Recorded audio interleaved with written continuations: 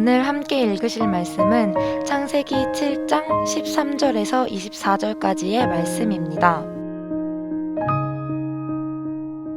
곧 그날에 노아와 그의 아들 셈, 함, 야벳과 노아의 아내와 세 며느리가 다 방주로 들어갔고 그들과 모든 들짐승이 그 종류대로, 모든 가축이 그 종류대로, 땅에 기는 모든 것이 그 종류대로, 모든 새가 그 종류대로, 무릇 생명의 기운이 있는 육체가 둘씩 노아에게 나와 방주로 들어갔으니 들어간 것들은 모든 것의 암수라. 하나님이 그에게 명하신 대로 들어가매 야훼께서 그를 들여보내고 문을 닫으시니라. 홍수가 땅에 40일 동안 계속된지라. 물이 많아져 방주가 땅에서 떠올랐고 물이 더 많아져 땅에 넘침에 방주가 물 위에 떠다녔으며 물이 땅에 더욱 넘침에 천하의 높은 산이 다 잠겼더니 물이 불어서 15규빗이나 오르니 산들이 잠긴지라. 땅 위에 움직이는 생물이 다 죽었으니 곧 새와 가축과 들짐승과 땅에 기는 모든 것과 모든 사람이라. 육지에 있어 그 코에 생명의 기운에 숨이 있는 것은 다 죽었더라. 지면의 모든 생물을 쓸어버리시니 곧 사람과 가축과 기는 것과 공중의 새까지라. 이들은 땅에서 쓸어버림을 당하였으되 오직 노아와 그와 함께 방주에 있던 자들만 남았더라. 물이 150일을 땅에 넘쳤더라. 아멘.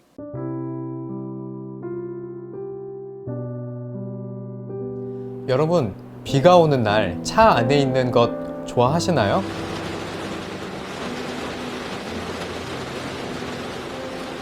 저는 비가 억수로 쏟아지는 날 차 안에 앉아서 시동을 끄고 차에 떨어지는 빗소리를 들으며 가만히 앉아 있는 것을 굉장히 좋아합니다.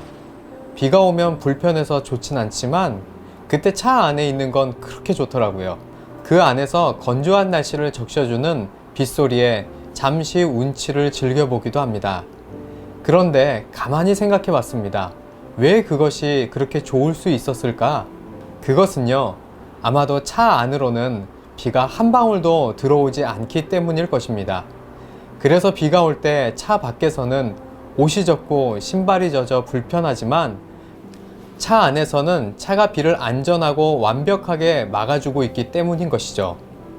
오늘 말씀에 아무리 폭우가 쏟아져도 비 한 방울 들이치지 않는 비 오는 날의 차 안처럼 완벽하고 안전한 곳을 발견하게 됩니다. 바로 노아의 방주입니다.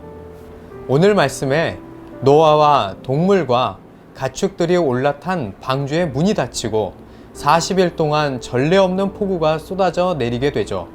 그리고 방주 밖에 있었던 모든 생명체들은 다 죽게 되었고 오직 방주 안에 있던 노아와 노아의 가족, 그리고 하나님께서 태우라 하셨던 가축과 다른 동물들은 너무나도 안전하게 살아남게 됩니다. 이 홍수의 사건은 성경뿐만 아니라 다른 나라들의 고대 문서에도 여러 곳에 발견하게 된 사건으로 실제 역사적 사건이었음을 알 수 있습니다. 물론 성경이 역사적 사실이라는 것은 당연한 이야기지만요. 그런데 이 비가 얼마만큼 왔는지 정확히 알 수는 없지만 그 느낌만은 확실히 알 수 있습니다. 20절 말씀에 보면 물이 15규빗이나 올랐다고 하는데요. 1규빗은 대략 45cm로 15규빗은 대략 6.75m 정도입니다. 6.75m의 비가 왔다는 것이 상상이 가시나요? 지구가 멸망할 수 있다며 위기 상황을 보고한 해수면 상승의 폭은 2100년까지 1.1m입니다. 2300년이면 5m가 오를 수 있다며 심각한 보고서를 낸 것을 감안하면 6.75m는 사람이 감당할 수 있는 정도가 아닌 것입니다. 그런데 더 놀라운 것은 6.75m만 왔다는 것이 아니라 이미 내린 비로 차오른 물에 6.75m가 더 차 올랐다는 이야기라는 것이죠. 시간당 강수량 200mm로도 홍수가 나는 지금의 뉴스를 보면 상상조차 할 수 없는 일이 일어나고 있었던 것입니다. 그런데 우리는 여기서 재밌는 구절을 하나 발견할 수 있는데요. 16절에 이 방주의 문을 누군가 닫아줘야 하는데 노아가 닫은 것이 아니라 하나님께서 닫아주셨다고 나온다는 것입니다. 방주의 문이 열려 있다면 방주 안으로 물이 들어와서 방주 안의 생명체들도 다 죽게 되었을 것입니다. 그런데 하나님이 문을 닫아주셨다는 것이 그게 왜 중요하냐고요? 문은 노아가 안에서 직접 닫아도 되지 않았냐고요? 방주는 문이 닫힌 것만으로는 절대 안전할 수 없었습니다. 당시 목조배의 기술로는 아무리 역청을 발라 잘 만들어도 완벽하게 물을 차단할 수 없었던 것이죠.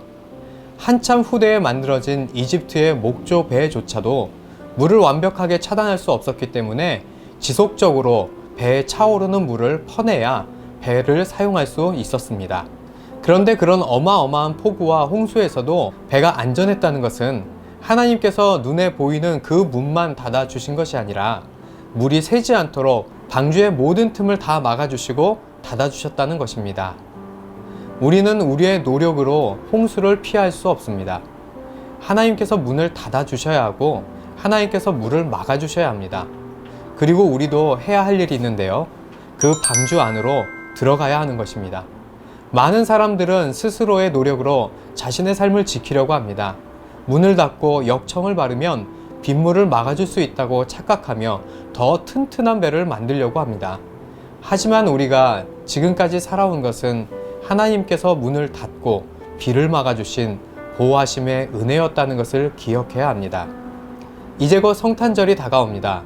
이번 성탄절은 코로나19로 인해 전례 없는 혼돈 속에서 성탄절을 보내게 될지 모르겠습니다.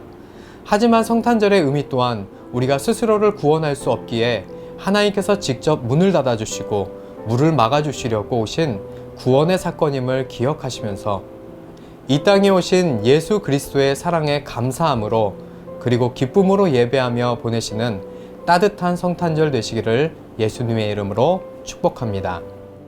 기도하시겠습니다. 은혜가 풍성하신 하나님, 지금까지 지켜주신 하나님의 은혜에 감사드립니다. 우리는 연약하고 부족하여 오직 하나님만을 신뢰하오니 우리가 믿음으로 하나님의 방주 안에 살게 하여 주시고 그 안에서 하나님의 돌보심으로 평안을 누리게 하여 주시옵소서. 이 모든 말씀 예수 그리스도의 이름으로 기도드립니다. 아멘.